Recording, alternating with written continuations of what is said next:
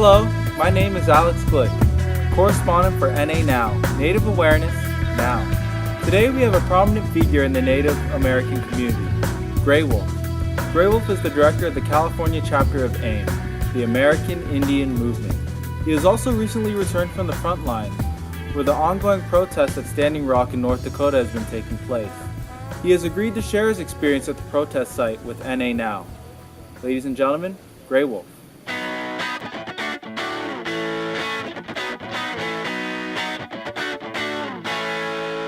I said I'm standing, that's a fact. Cause you never know when the enemy might attack. Said I'm a warrior, alert and ready.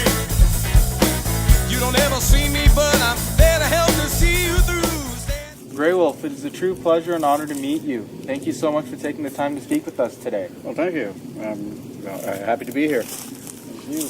So, I'm pretty sure that most of our viewers are aware with this current protest at Standing Rock, but for those who aren't, can you please explain to them the exact purpose of this pipeline protest and why it is so important to take a stand there? Well, this has been described as the last Indian war, and pretty much it is, because it doesn't just involve a pipeline. It involves a lot of other things, like tribal sovereignty, the desecration of sacred sites, all kinds of issues that have to be brought up. You know, what is done on native land.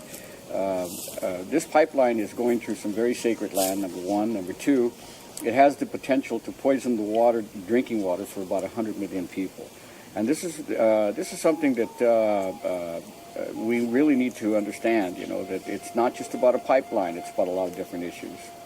Tell us about your experience when you were there. What did you see when you first arrived, and what did you see in the upcoming days that you spent over there? Well, I spent a lot of time at main camp, which is there's about 5-6 different camps, and main camp is the one that's on the largest one, and main camp consists of about 3 or 4 other camps. Then there's another 2 camps across the river, the Cannonball River. And main camp basically was about 250 different tribes, and I was very surprised to see that. And at the time I was there, it was about anywhere from 6,000 to 7,000 people, so that's a lot of people. And our main duty was to go out there and find out where the pipeline was being built, and to stop the progress from the pipeline. What people don't understand is President Obama issued an injunction that did not allow the pipeline to be worked on 20 miles on either side of the river, and that was a 40-mile buffer zone.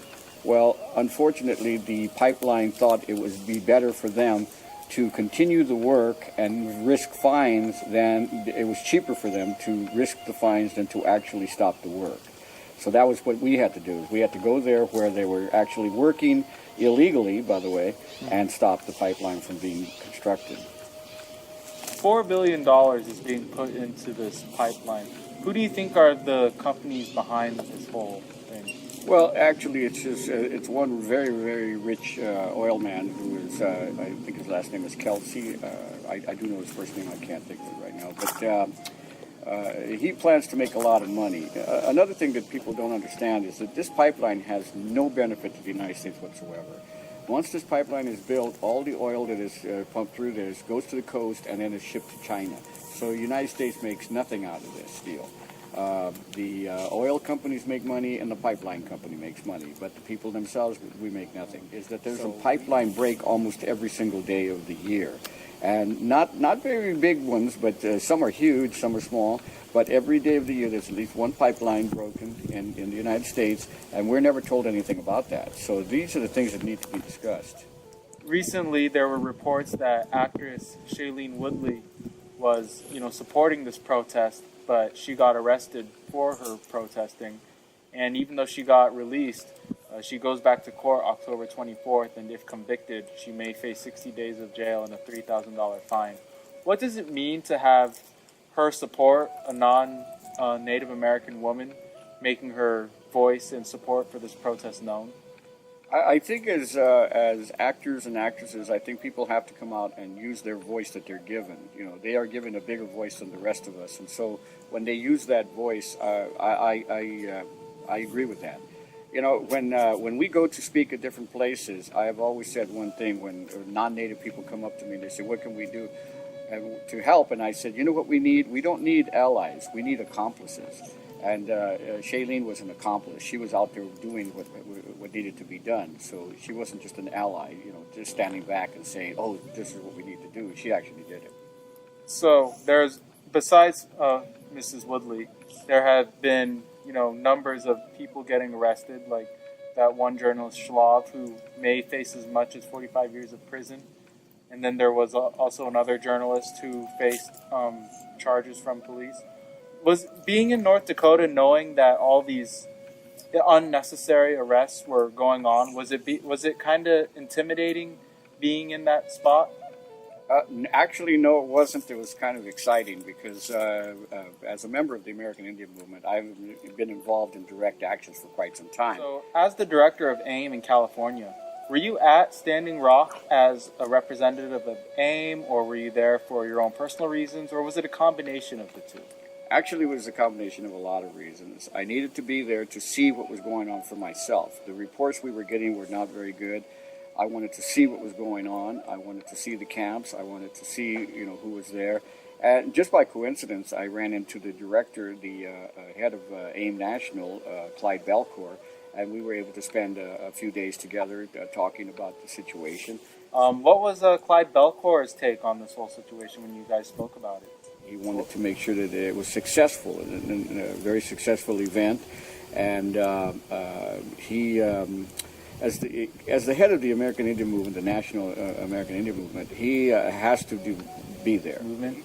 Do you feel like it's going to pay off? Do you have faith in that passion, that it's going to overcome the amount of money that's being put into the pipeline and there will be justice for the land and for the people? I think that with the young kids that I was with, because I was mainly with the younger kids, there's a couple of, there's youth camp and there's Red Warrior camp, and those are the camps that are most active. And I spent most of my time with those two camps because Red Warrior Camp, I knew a couple of the organizers for that camp. And they're going through a lot. They give up the jobs, they give up school, they give up a lot of things to be there, but they understand the importance of being there. What your job is to support these kids who are out there on the front lines. This is what we need to do. Over recent headlines, the popular phenomenon of this movement, the people are known as determined and united. Mm-hmm. Like as you've been saying, the people you spoke with, they are very serious about putting an end to this pipeline before it gets started. Right. When you were there, you were able to speak to a whole bunch of them, correct? Oh, actually, when I was there, Clyde said he'd heard some rumors that there was problems at one of the camps, at Red Warrior Camp. So he asked me if I would go with him to speak to them. And we went. And I said, Clyde, I know some of the kids there already, so we can get together with these guys and see what's going on. And we went, and when we left, Clyde said to me, he said, these young kids are the ones that are going to do this, because this is your future right here. So based on what you're saying, was determination and unity something that you were able to perceive greatly from everyone that you were around in this stay at Standing Rock? Why are you here? And I said, for the pipeline protest. And they would say, we support you. I was very surprised that people in North Dakota were that way, the people in Texas when I was driving through Texas, people in Oklahoma. A lot of people said, we support you. And so, and I kept telling them, this is not a Native issue. This is a environmental issue that is going to affect everybody eventually. We all drink the same water. We all breathe the same air. Environmental issues know no borders.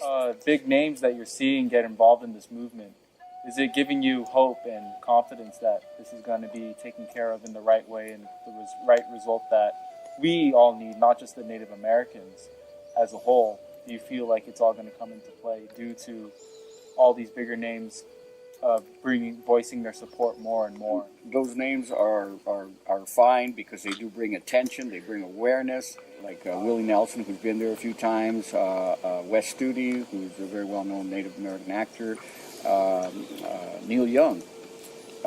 These people have already been there on the spot, and they bring this awareness. That's what they're there for, and that's what they are good at, is because they have a name. And when you have a name, you're pretty much responsible for using that name in the right way, because that gives you a voice. And if you don't use your voice in a responsible way, well, then what's the sense of having a voice? Do you see yourself going back to Standing Rock anytime soon or in the near future? In fact, I'm already planning to go back. I have a few things I have to take care of, and as soon as I can get everything straightened out, I will be back. What were some of the new things you learned that have really, stuck with you through this whole experience of being at Standing Rock? Well, actually, what I learned is, even with 250 tribes being there, that we have more similarities than we have differences, that we are all different tribes, we are all one people. So, is there anything that our viewers can do to help, or is there anything that they should get involved in that you would know about and that you would like to get out there? Yes, they can go to our website. We have a Facebook page, American Indian Movement Community, Southern California Community, or the AIM website, our AIM website, AIM Southern California. And we will have posted on there all the different places where you can send money to make sure that it's going to the right places. That's amazing. I'm glad to hear that. It's definitely important that all these resources go to the right place to help make a positive difference and end this pipeline. Ladies and gentlemen, this was Graywolf. Once again, I would like to thank him for speaking about his experience with us today. For N.A.NOW, I am Alex Glick.